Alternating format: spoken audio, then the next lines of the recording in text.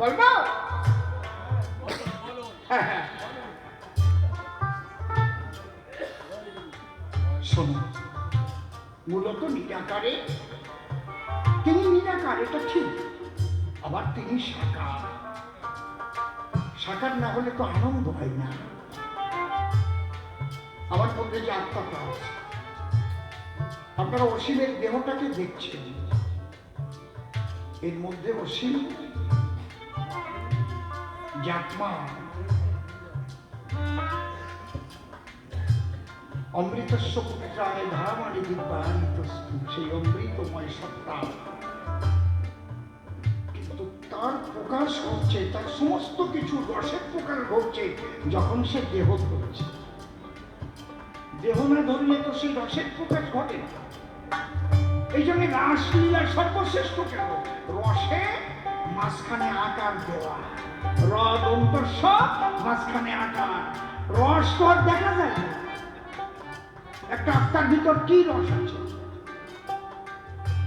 যিনি এই দেহের মধ্যে বসবাস করে গেছেন সেই শিব শক্তি, যদি এই দেহ না ধরতেন তাহলে তিনি আমাদের কল্যাণের জন্য কিছু বলতে পারতেন? এই রসে আকার ধরেছে বলে আমরা পেয়েছি তবে বলি তবঠায় সাকার বিনা ত্রিভুবনে আনন্দ রস নাই। আর একটা কথা জেনে রেখো, নিরাকারবাদীরা চিরকাল রূঢ় হয় এবং উগ্র হয়। যারা শুধু নিরাকারবাদী তারা রূঢ় হয় এবং উগ্র হয়। আমাদের সনাতন ধর্মের মধ্যেও যারা নিরাকারবাদী আছে তাদের দিক তাকাই দেখবেন, তারাও উগ্র।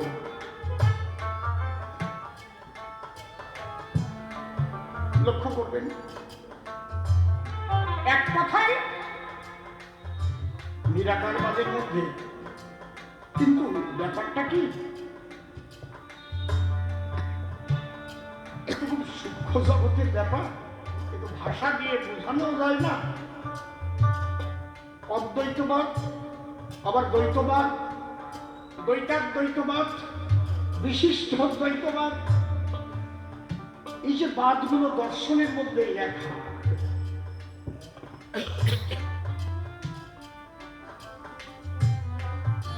আমি উপনিষদ পড়তে পড়তে একটা জায়গায় গিয়ে থেমে গিয়ে আর বলিনি। যখন দেখলাম লেখা রয়েছে যিনি ইহজগতে পরজগৎ এবং পরজগতে ইহজগৎ দর্শন করেন তিনি প্রকৃত তত্ত্ববেত্তা, দেখলাম আর আমার দরকার নাই, মূল কথা পেয়ে গেছে। যিনি ইহজগতে পরজগৎ, পরজগতে ইহজগৎ দর্শন করে, তার মানে নিরাকারের মধ্যেও এই জগৎ, আমার এই জগতের মধ্যেই সেই শক্তি বিরাজিত, সর্বময়। তাহলে আমরা মাটির পূজা করি কেন? এটা একটা প্রশ্ন করছি, ভালো প্রশ্ন করছি। মাটি দিয়ে মূর্তি করা হয়, কিসের মূর্তি? তোমাকে চাপিয়ে দেওয়া হয় না। সনাতন ধর্ম সর্বশ্রেষ্ঠ কেন? যদি কেউ প্রশ্ন করে, যার যার ধর্ম সে তো বড় বলবে, সনাতন ধর্ম শ্রেষ্ঠ কেন? এক কথায় সনাতন ধর্মের সাধনার স্বাধীনতা আছে বলিয়াই সনাতন ধর্ম শ্রেষ্ঠ। তুমি কৃষ্ণ ভজিতে পারো, রাম ভজিতে পারো, কালী ভজিতে পারো, দাস ভজিতে পারো, মাস ভজিতে পারো, বরুণ দেবকে ভজনা করতে পারো, অগ্নিদেবকে ভজনা করতে পারো, নিরাকারও ভাবতে পারো, কেউ বলবে না তোমার গলা কেটে দেব। যে ধর্মের সাধনার স্বাধীনতা নাই সেই ধর্ম শ্রেষ্ঠ নয়। সনাতন ধর্মের সাধনার স্বাধীনতা দেওয়া যায়। তোমার ইচ্ছা করলো তুমি ঈশ্বরকে একটু দেখবে, আর তোমার ধর্মে যদি বলাই থাকে যে না না তাকে দেখা যায় না, যাকে দেখা যায় না তার কিসের আরাধনা করবো? আমি তাকে ভালোবাসবো, তার সঙ্গে প্রেম করব। এই জন্য সনাতন ধর্মের সাধনার তিনটে পথ আছে, জ্ঞান, যোগ, ভক্তি। তিন সাধনের বসে আত্মা ভগবান ত্রিবিধ প্রকাশ। জ্ঞানীর কাছে নিরাকার ব্রহ্ম, যোগীর কাছে আত্মদর্শন হয়, আর ভক্তের কাছে ভক্তি সাধনায় মূর্তিকে কথা কয়। এই ভক্তির সাধনাটাই হচ্ছে সনাতন ধর্মের স্পেশাল। যে যে ধর্মের মধ্যে ভক্তির সাধনার ট্রান্সফার হয়েছে এখান থেকে, যেমন বলেই ফেলি, ইসলামের 4টে মত আছে, হজিকতি, তরিকতি, শরীয়তি, মারফতি। এই শরীয়তি মুসলমানরা হচ্ছে খতরনাক, কিন্তু মারফতি মুসলমানরা খারাপ না, কারণ এরা সনাতন ভাষা। যেমন লালন সাইজি মতবাদ, এই মতবাদের মধ্যে সনাতন থেকে এরা নিয়েছে সেই প্রেম, প্রীতি, ভালোবাসা। আবার সঙ্গীতের দ্বারা চোখের জলে গুরু ভজন এদের মধ্যে রয়।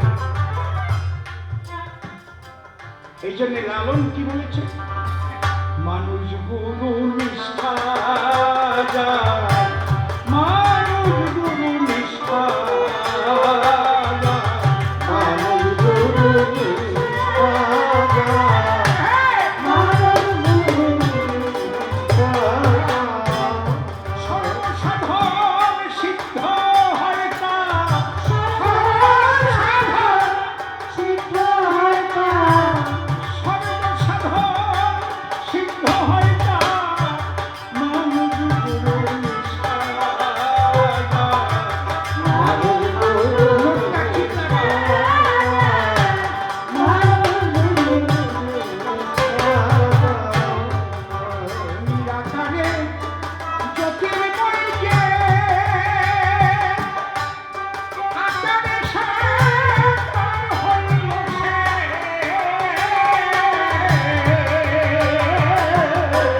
নিরাকারে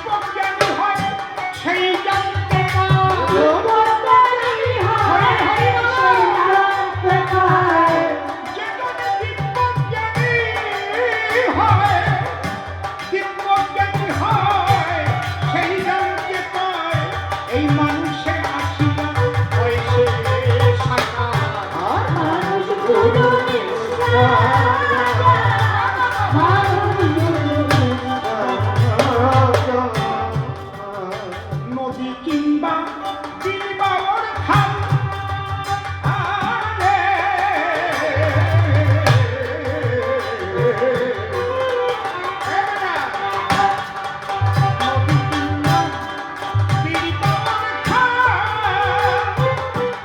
দেখো সর্বস্থলে একই একজন, নদী কিংবা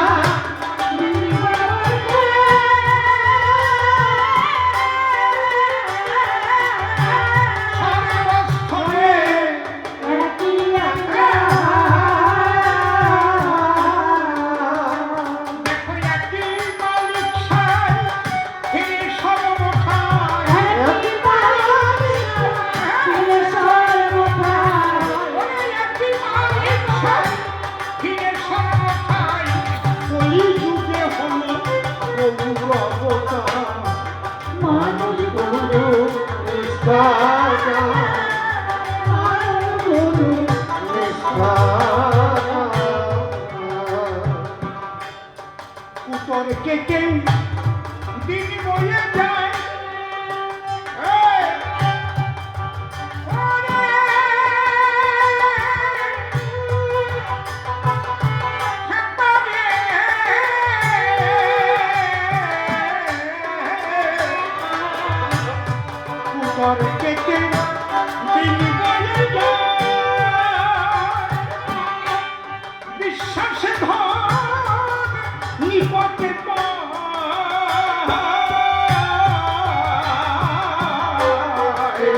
যেতে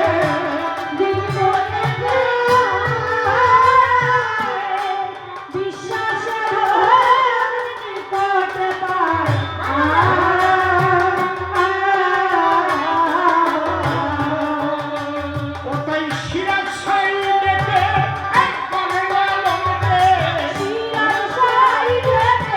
বলে লালন রে সিরাজ সাইডেতে বলে লালন রে বিতর্কের দোকান সে করে নায়া আনন্দ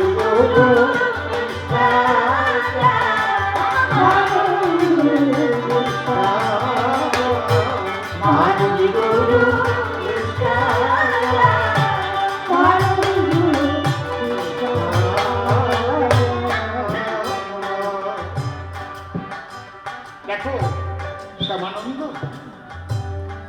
এই জন্যে সনাতন